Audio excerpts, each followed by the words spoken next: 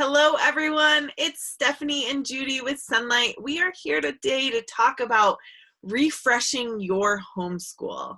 There's a lot of things that you can do. We're going to talk a lot about how you can find support within yourself, within community, to maybe help you through some of the tough times that come along with anything in life. Like anything in life, homeschooling is no different. So today, let's talk a little bit about all the things. First, let's talk about the importance of setting goals. Judy, I know you've done this in your homeschool. Why don't you talk a little bit about how you've done this and why it's important? Yes. Well, goal setting is one of those terms that was really, really popular a number of years ago, but it's so very practical and it really does make a difference. I remember my husband saying many, many times, if you shoot at nothing, you're bound to hit it. And so that's kind of, in a nutshell, why goals are important. If you don't know why you're doing what you're doing, then it's going to be a whole lot harder. And there's going to be a whole lot more questions in your mind when the going gets tough. And so what we used to do was make a practice of every summer. My husband and I would find a way to get alone for a couple, 3 hours. Now, sometimes we went out to dinner.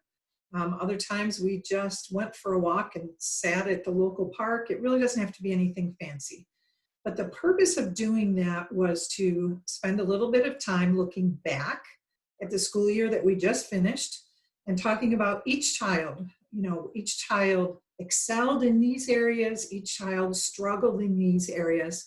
And then we would take that information and we would look ahead and say, okay, in the coming year, let's set 3 spiritual goals for each child. So what issues of their character do we really need to help them work on? How do we want to see them grow and improve? And then we chose 3 academic goals for each child. So maybe one child did phenomenally well in math this last year, but was just really struggling with reading. So in my mind, what that helped me with as their teacher was knowing that if we skipped a math lesson or 2, it was really no big deal because this child had math down. But reading was something we would never skip. It also said to me I needed to have a whole lot more patience when it came to teaching reading. And when we had frustrations and struggles with math, I could say, oh, come on, I know you can do this. I know you can do this. And I was not having unrealistic expectations for that child. So putting those things down, and not only did we talk about them, but I wrote them down on an index card and I stuck it on my refrigerator because I homeschooled in upstate New York and we have winter here 7 or 8 months out of the year. And so long about January, the holidays were over and we were trying to get back into the swing of things. And the weather was lousy and the days were really short as far as daylight went.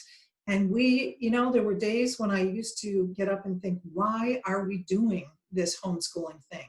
And I could walk over to my refrigerator and look at those goals and remind myself this is why we're doing this. And as my children got older, it helped to set expectations for them as well.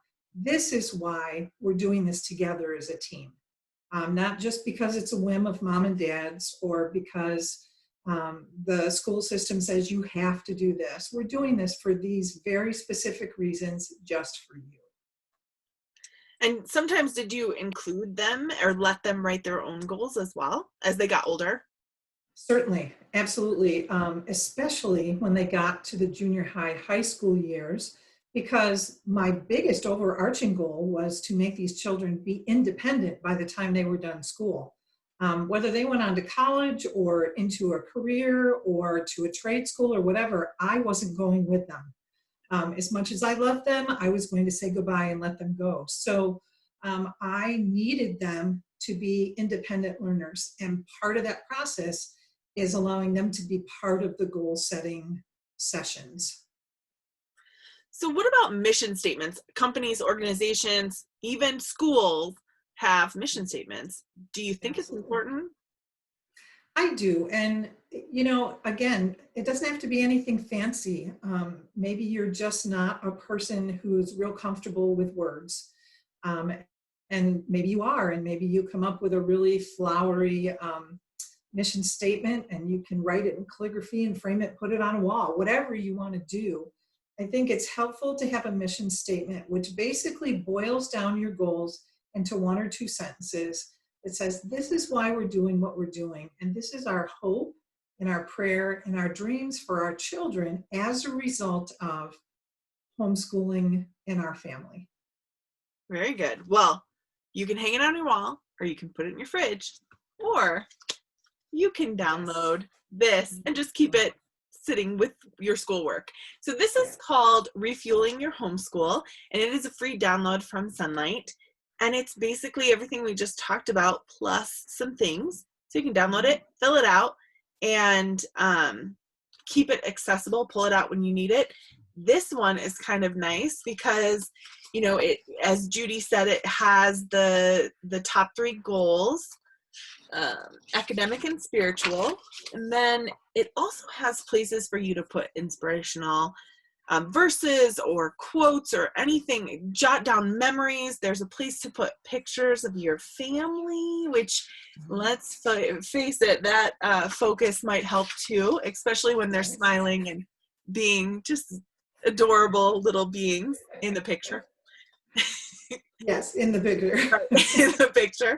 And then we also included in here Sonlight's top 10 goals. So you can check off.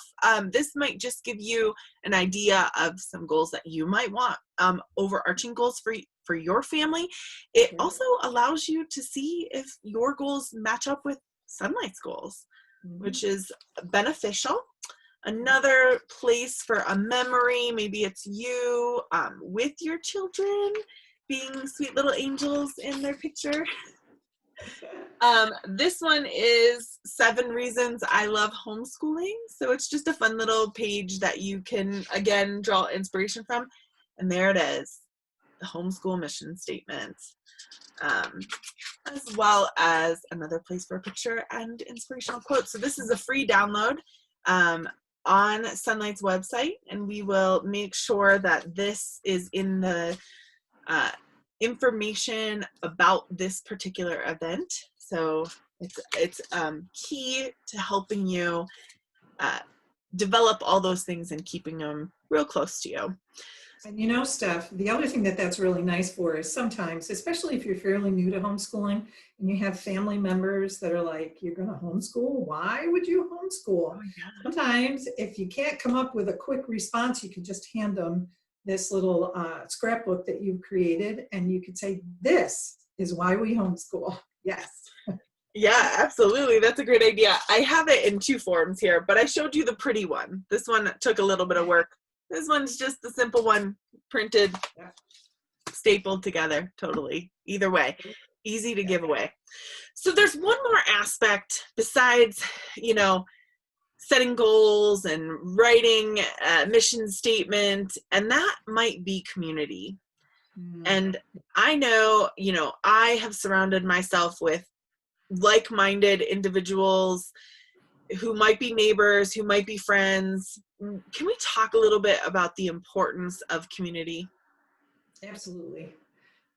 Like you mentioned, in any aspect of life, community is important. We were created to be relational people. And so we don't do well in a bubble or isolated.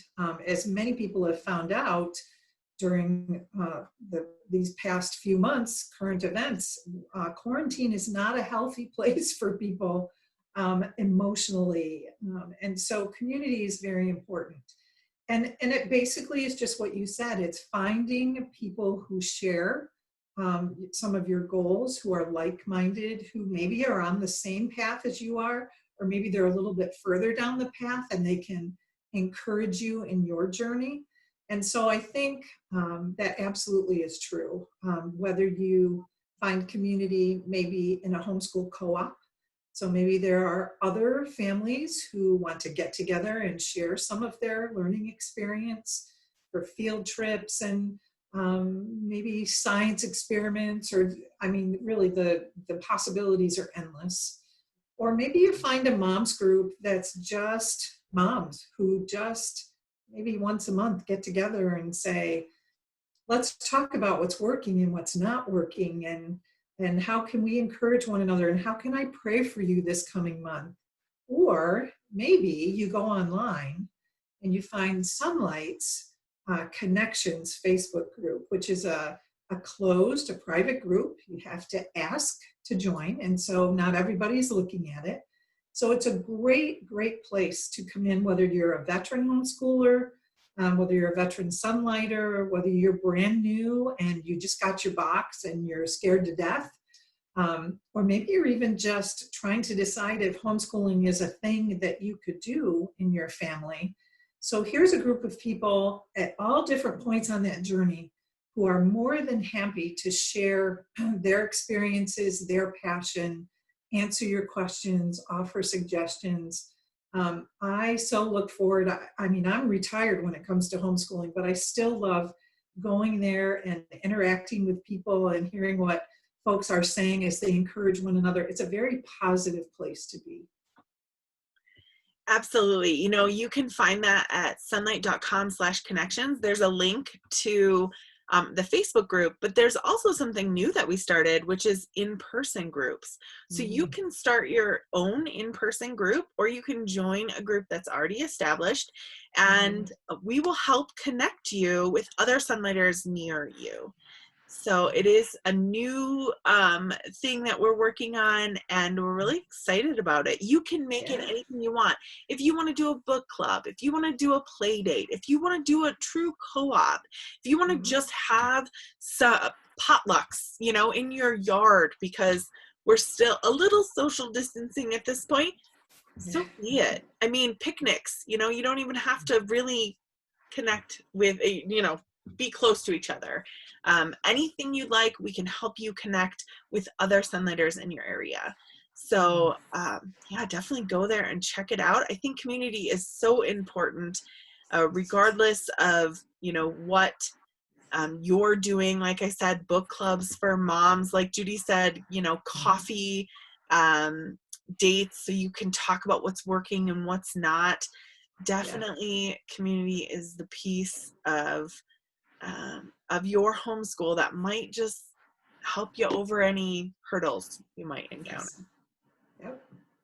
Well, thank you, Judy. I appreciate you. I hope you guys all loved, I love chatting about refreshing your homeschool. And again, sonlight.com/connections will get you to our community group. Bye, everyone.